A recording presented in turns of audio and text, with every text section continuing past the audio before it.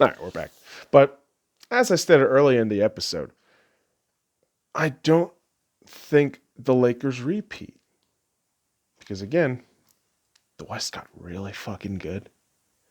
And despite me just heaping praise on Rob Pelinka and how honestly really well this offseason's reconstruction has been, I don't know. Some steep competitions. Want to start for the West? I mean, look at the fucking Clippers, man. As much as I still think they're going to fucking choke, they got better in terms of pieces. Yeah, Luke Kennard's over there, I suppose, and you still got Kawhi. I question Paul George, though. Pandemic P, yeah, that dude is a regular season pageantry fuck, but I don't see much else out of him. But keep fooling yourselves. Paul George is the cancer behind your team. You need to get rid of him. Otherwise, you're fucked. But you're still fucked if you get rid of him. That's the whole thing. So, you're fucked either way, Clippers. LA's real team. The Dodgers and the Lakers, kids. That's the truth. That's just the truth. But there's also a bitter truth that people have to swallow. The Denver Nuggets are a for real team, guys. Quit ignoring this team. Quit fucking brushing the damn Denver Nuggets under the table. They are really fucking good. Now, do I think their offseason moves, relatively speaking, has been weak? Yes. I think not re-signing Jeremy Grant might have been a mistake. JaMychal Green, I don't know, is a viable replacement in terms of quality and production. And I know some stats guy's going to get at me about that shit, but frankly, I don't care. I would tell you that the Denver Nuggets will probably still get shit done if Jamal Murray elevates to that playoff Super Saiyan level that we saw from him. And you know Jokic is going to be a mean, dirty boy, but Denver Nuggets should still be a ferocious, dominating team throughout the regular season. And you also have the Houston Rockets, where Jesus fucking Christ, man. What the fuck are you doing? You offloaded Russ for a first in 2023 protected and John Wall. Trying to make that work with James Harden. All right. I mean, you're probably going to make it to the playoffs, maybe as a 7th or 8th seed, but holy fucking shit. What do you expect to do at this point? I have no faith in the Houston Rockets at all to do anything, really. And kind of proud to be a Lakers fan that witnessed the complete obliteration of this Houston Rockets team in terms of their soul. Because the postseason, oh boy, the Lakers fucked them up real bad. Oh, the Clippers are going to win. They're going to beat the Lakers in the series. Oh, bullshit. Oh, you fuckers with the horrible takes. And yeah, honestly, I have horrible takes too. Like, the OKC Thunder are going to be trash. Not trash. I mean, I did say coming into the season, last season, that I don't think they're going to be that good, but CP3 is going to make them interesting. I think he was going to be pivotal in terms of making them great. But yeah, man, the fucking OKC Thunder. They have an offseason where they just grab all the picks, flipping access left and right, and you know damn well they're just waiting for teams to tank. They're just waiting and sitting on those picks, and I guess they can be competitive, but I feel like going into this next season, they're probably a sub 500 team, especially in this damn dirty West. But very interesting offseason for Oklahoma City. And the Utah Jazz, listen, man, Donovan Mitchell needs more help, probably. I didn't really look into the Utah Jazz's offseason transactions. And I'll be honest, a good chunk of these teams, I'm just kind of giving off my just personal opinion based on my skimming of individual teams, which, again, not a whole lot of research, which that's on me. I still need to get on that shit, which the more, I suppose, in-depth prediction shit we'll talk about a bit more. Losing my words here. But the Utah Jazz, Donovan Mitchell is still going to be Donovan Mitchell. Rudy Gobert, is he the guy you can really trust as that second player? Absolutely not. Absolutely not. No. You do need that second player. You need that second guy to help out Donovan. And I hope they get it right. But if they don't, I'm not losing any sleep over it. I'm not. I'm a Lakers fan, dude. Like I don't like any of the other fucking Western teams, except the Dallas Mavericks. Well, not the Dallas Mavericks. I love me some Luka Doncic, and for the Dallas Mavericks, just make sure everybody's healthy. That's really all you can hope for at this point. And maybe eventually during the trade deadline, you can flip some assets for, I don't know, what do they really need? Like a dominant point guard that can help Luka off the ball, I guess. More on the defensive side of the ball for Dallas. Be interesting to see what they do. But yeah, KP needs to stay healthy. KP absolutely needs to stay healthy. I love Kristaps Porzingis. That's one of my favorite players in the league. But Kristaps, you need to stay healthy, man. Some way, somehow, that man needs to stay healthy. But when you talk about health, the Portland Trailblazers, they don't really match up all that well, unfortunately. But the Portland Trailblazers, they're looking to retool. They're looking to get shit done. But again, in this West, what do you really hope to accomplish? Damian Lillard, CJ McCollum, Yusuf Nurkic, I think this is not even a tried and true shit. This is a done and dusted shit. All right? And that's just me.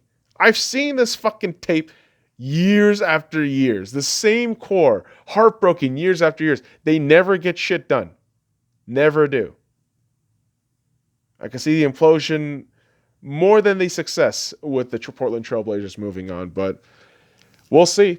We'll definitely see. And we'll see what these teams in the bottom, so to speak, non-playoff teams in the West from last season.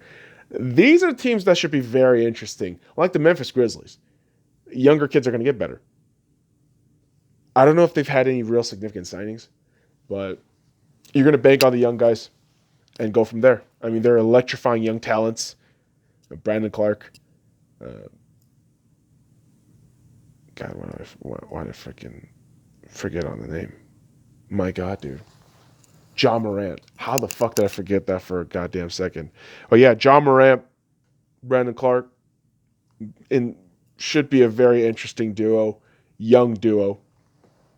And we'll see if the young, guard and big tandem can get shit done, especially in this heavy West. Now, the Phoenix Suns, the belle of the ball. I think this is a team that could definitely get to that top contention in the West. And when I say top contention, top 5. I can definitely see this Phoenix Suns team getting to a 3rd or 4th seed with the veteran leadership of Chris Paul, with DeAndre Ayton getting better, with Devin Booker, just a perennial all-star now. And man, I mean, if you're a Phoenix Suns fan, you just have to be excited. This team has a lot of positive, optimistic outlooks in the near future, and hell, maybe they can give a team in the playoff a run for their money. Maybe some team like the Golden State Warriors, maybe the Lakers, maybe, I don't fucking know, maybe the goddamn Portland Trailblazers, where I will laugh my ass off of the goddamn Portland Trailblazers matchup with the goddamn Phoenix Suns, and CP3 just hits the game-winning 3, series-winning 3 right in front of Damian Lillard. That would be delicious. But what's kind of delicious as a rival is watching just kind of the, I don't know, I guess the downfall of the San Antonio Spurs, while simultaneously sad. Let's get that out there. I have nothing but the utmost respect for Greg Popovich and the San Antonio Spurs dynasty that he led for over 2 decades. But their time's done. His time's done. And I honestly don't know where the San Antonio Spurs go from here. I don't know what their direction is. I don't know what they're going to do. I don't know if they're waiting on their next Timmy I mean, Timmy left the staff. I don't really know what the future holds for the San Antonio Spurs team, so very curious. And I'm very curious about the Sacramento Kings team, too, because I'm going to be honest, man. Like, I have no faith in the Sacramento Kings ownership. I think he's a fucking idiot. I forget his name. Is it Ron Dive? Is that his name? He's a fucking idiot. And the fact that you still have Luke Walton as a head coach just tells me that, wow, you have not changed. You let go of Bogdan. Because why? Money? Why? He's been your best player for, I don't know, better part of half a decade. But okay. All right, Kings. This is why no one takes you seriously. Especially as a Lakers fan, it's like, why do you consider us rivals? Like, you're peasants. Get the fuck away from me. But Kings will Kings. And the Pelicans, the New Orleans Pelicans. The NBA and ESPN's child that they just want to pimp the fuck out of. I think they're going to have a relatively mediocre season. Now, adding certain veteran pieces will help them. Signing Brandon Ingram to that max deal. Shout out to B.I. for getting that money. Love my boy B.I. But I don't think that gets them over the edge of, playoff contention. I really see them as like a 9th or 10th seed, just slipping with a couple of wins here and there. And maybe it just comes down to just this roster composition. I don't know what it is. Or maybe it just comes down to the fact that I don't really trust Zion Williamson all that much. Love the kid's attitude. I mean, love his heart. I just don't know yet. We hyped him up all the rookie season. I mean, the deal that he got, extraordinary. And the athleticism that he could potentially, form out, incredible. But it's more of a wait and see thing for me with the Pelicans. Just show me what you got. Let's see what happens in the 72-game regular season and go from there. But with the Pelicans, I question their shit a little bit. A lot, actually. But more than the Pelicans, I really, really question the Minnesota Timberwolves. What the hell are you people doing over there? You do realize that Karl Anthony Towns is not your number one answer, right? Like, he is not the guy to lead your franchise as the fucking face. Like, he's just not.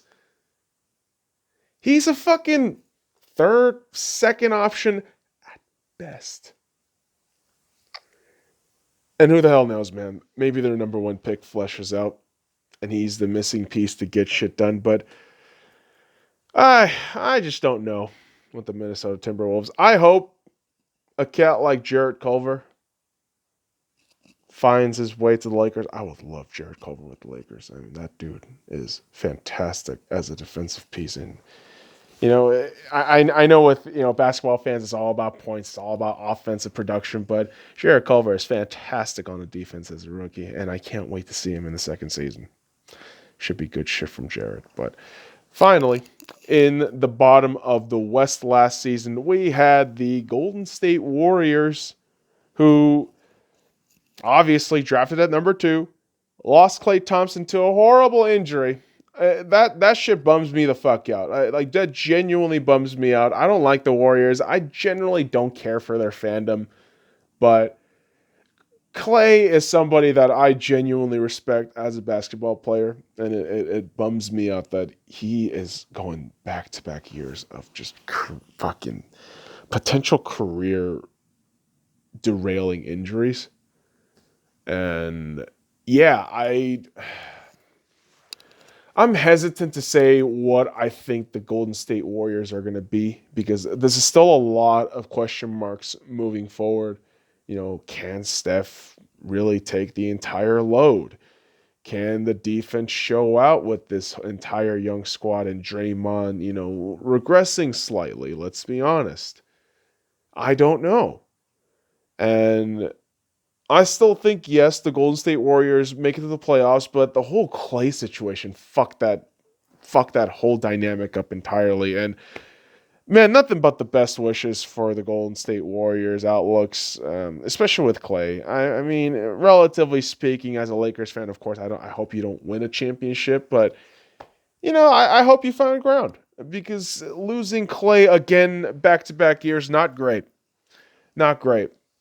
Hate it. I personally hate it for Clay. I don't want anything like that for any player, honestly, even if I don't like them. So, and it's not to say I don't like Clay. I am a fantastic player. But yeah, for the Warriors, I don't know. I don't know if you can recuperate. I don't know if there's going to be a bright future there. Hopefully for you guys there. Maybe. I don't know. But when we move on into the Eastern Conference, a lot of interesting pieces as well, kids. A lot of interesting pieces as well. Milwaukee Bucks. You're losing Giannis. Just embrace and accept that fact. Because why would Giannis resign with an administration and team that only prioritizes winning when shit finally hits the fan of perennial choke jobs essentially throughout the playoffs when you have a back-to-back MVP and when you have an administration paying Chris Middleton ridiculous money to stranglehold the salary cap. Like,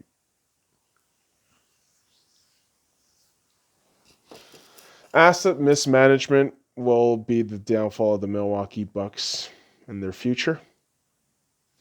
And yeah, for Giannis, this is all about showing out for himself. I mean, he's won back-to-back MVPs at this point. All you want now is an NBA ring. And I don't know if the Milwaukee Bucks do it. I really don't know. They went all in with that Drew Holiday trade, which I think is looking like one of those trades where if you don't win within like 2 seasons, and again, I don't think Giannis stays after the season, it's a fucking terrible fucking move. But we'll still sit here and talk about Giannis and Bucks, Budenholzer, regular season dominance. But talk to me in the playoffs, man. There are certain teams like, great, you could do regular season fireworks, but I don't give a shit about that. Show me what you do in the playoffs. God damn, man. Especially the Bucks. I mean, your time's up, man. Like, show what you can do now. This is kind of embarrassing. Back-to-back years, honestly. But we're going to gloss over that shit because, again, Lakers microscope is always bigger, always louder, and it's going to get really fucking annoying. What's going to get really more annoying is the way I view the huge discrepancy between, Canadian media and American media covering the Toronto Raptors. Obviously, when I watch Sportsnet, you hear nothing but Toronto Raptors stuff. But when you turn on anything like ESPN, Fox, nobody ever talks about the Toronto Raptors. And this is where I look right down in the middle and say, I will still tell everybody that Raptors are, I think, primed for an Eastern Conference final run. I don't know if they win the NBA championship, to be honest, but this is going to be another overlooked team. The Toronto Raptors were overlooked last season. They're going to be overlooked this season again. And yes, you have a more, shall we say, aging Kyle Lowry, but you have younger guys who are going to step up. OG Anunoby, Pascal Siakam, Freddie Van Vliet. I mean, Chris Boucher, baby. You got a lot of great pieces down there. And as far as depth, I'm not too in tune with what's going on down there. But with Toronto, I see a team that knows how to finesse the East. You have Nick Nurse, who is still arguably, in my mind, one of the better coaches in the league. One of the top coaches in the league, if not The best coach in the league. I mean, probably top five. I would put Nick Nurse in top five category in terms of coaches right now. But this Toronto Raptors team is primed and ready to go for an Eastern Conference Finals run, in my mind. And I know a lot of people are going to pick the Boston Celtics, but not even close. The Boston Celtics, what they showed me in this postseason was that Brad Stevens, as good of a coach as he is not the guy to get you to the finish line. He's just not. He is great in setting up regular season wins and setting up, I guess, rhythm and kind of a tone and cadence to how a team's going to operate. But, and correct me if I'm wrong, Celtics fans, but I don't think he's the right guy moving forward. I think Brad Stevens is one of those pieces that, oh, cool, like you got us there. We need that next push to get us to the top, get us over the top. And that's just me with Brad Stevens. As for the pieces, hell, man, I said this. Jason Tatum is going to be the face of that franchise, and he already is. And we're just going to have to see what they do in the East. I don't think they're going to be in the Eastern Conference Final, the Boston Celtics, but should still be a damn interesting team no matter what. Much like the Indiana Pacers, who, again, never get any love. And shout out to those city statement jerseys or whatever the fucking new jerseys came out yesterday.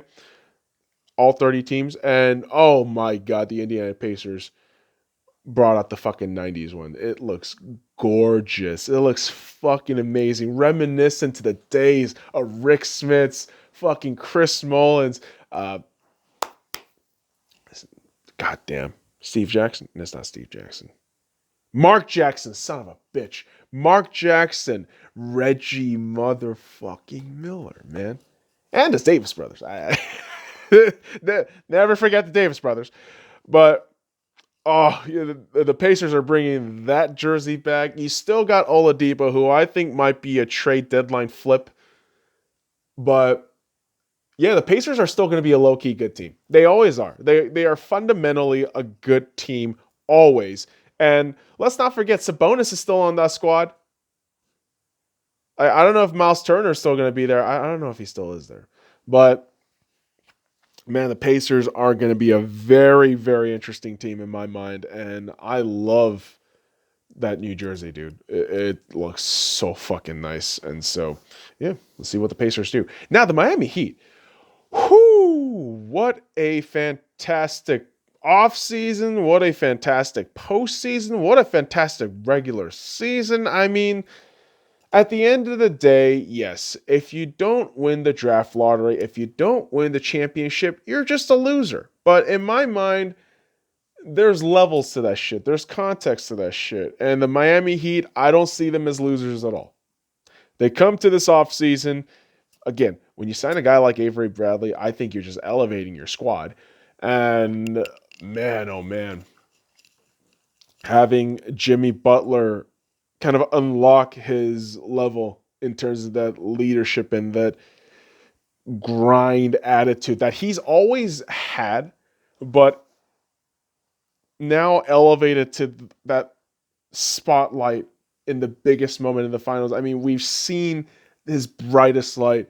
And I think that is going to lead this Miami Heat team into that next level. And this is where I know in my heart, in my feelings, and just by all the optics, I think the Miami Heat goes back to the Eastern Conference Final. Hell, they go back to the NBA Finals, and maybe they win it all. I hope it's a Dallas Mavericks and Miami Heat NBA Finals. I'll be honest. I'm a Lakers fan. Of course, you want the repeat. I don't think the repeat's going to happen. That's just me. But if you see a Dallas Mavericks and a Miami Heat final, I would be ecstatic. I'd be ecstatic. First of all, I'm watching Luka goddamn Doncic, the future fucking face of the NBA, Luka Doncic, and one of the most exciting young teams in the Miami Heat, and honestly, one of the fucking top teams in the NBA, as we saw throughout the progression of the regular season through the postseason, and now with the addition of players and acquisitions and trades of the offseason, this Miami Heat squad is going to be a force to be reckoned with. And I'm saying it here first, man. I genuinely believe this squad is going to be terrifying. Eastern Conference final minimum. I think they have a very good chance at winning the NBA Finals. And again, I'm hoping for a Dallas Mavericks Miami Heat's NBA final. Of course, 18th ring for the Lakers would be unreal, which, again, I don't think is going to happen. But we'll see. We'll see what goes down with the Miami Heat out there in South Beach. But up there in the East, in the world of Philadelphia and the 76ers, interesting additions, interesting acquisitions, lots of moves. Daryl Morey, Doc Rivers.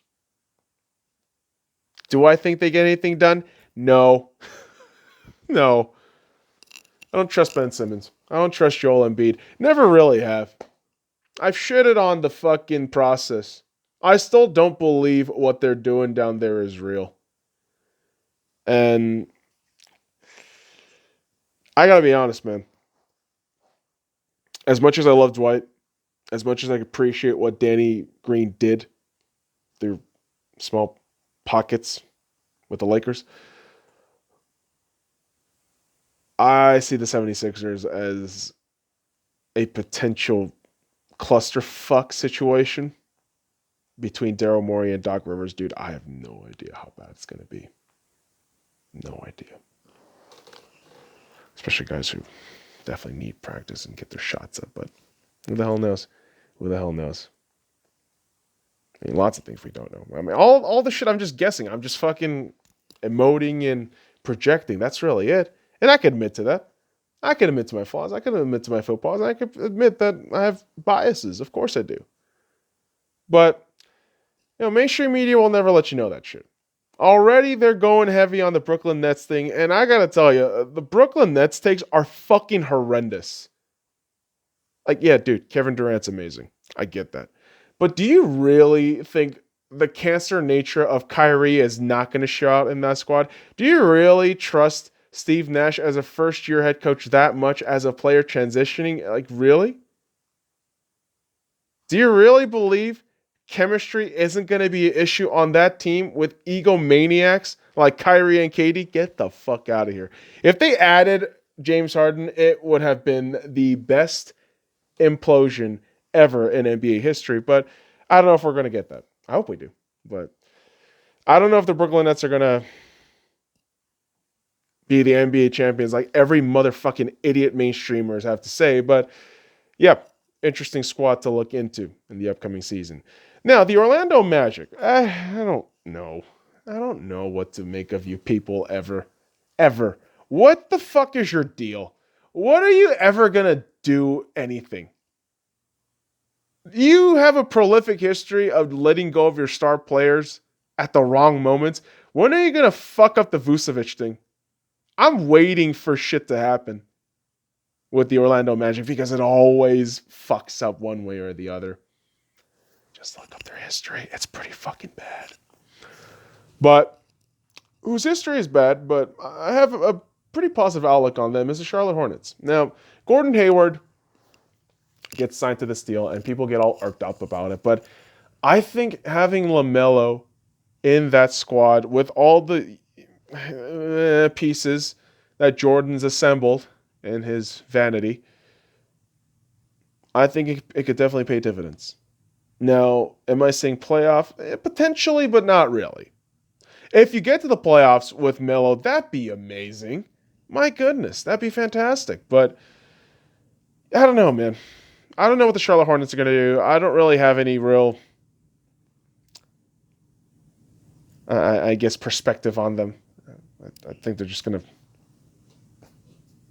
squirm by, but that's about it, I guess. But you got the Wizards. You got the Wizards. They traded for Russell Westbrook, dumping off the John Wall contract and a first rounder in 2023. I think, yes, it's a lateral move from John Wall to Russell Westbrook, but I think the team opens itself up a lot more. I think the young pieces get better, and Denny is going to be, I think, fantastic. Roy Hachimura is going to get better in the next year, and very curious team. Shout out to my boy Moritz Wagner. And Wizards, Bradley Beal, should be a fun squad to watch. Now, teams like the Chicago Bulls, New York Knicks, Detroit Pistons, I'm grouping them in all at once because I feel like you're going to be another sub 500 fucking season again. I don't really have any trust in ownership, administration to do the right thing for your squad. I hope for your young players, for all of yours, that shit goes well, but recent history doesn't really back you up at all. So take that for what it is.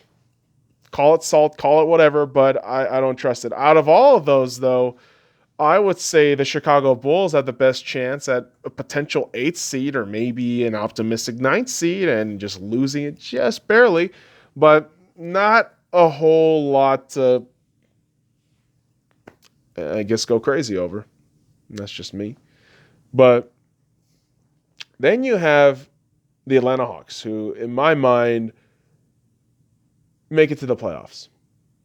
Probably the 8th seed, but make it to the playoffs, and I don't say they make noise, but it's going to be a really interesting battle and proving ground for Trae Young and what this young core like John Collins and the DeAndre Hunter and Cam Reddish, what they can do.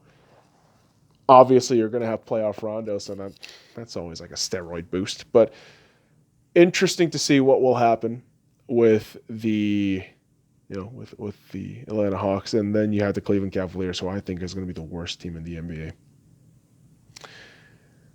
I think either between the Knicks or the Cavaliers, you have the 2 worst teams in the NBA right there. Yeah, and that's just me being a dick, I suppose. But kids, I had to split this into 2 parts.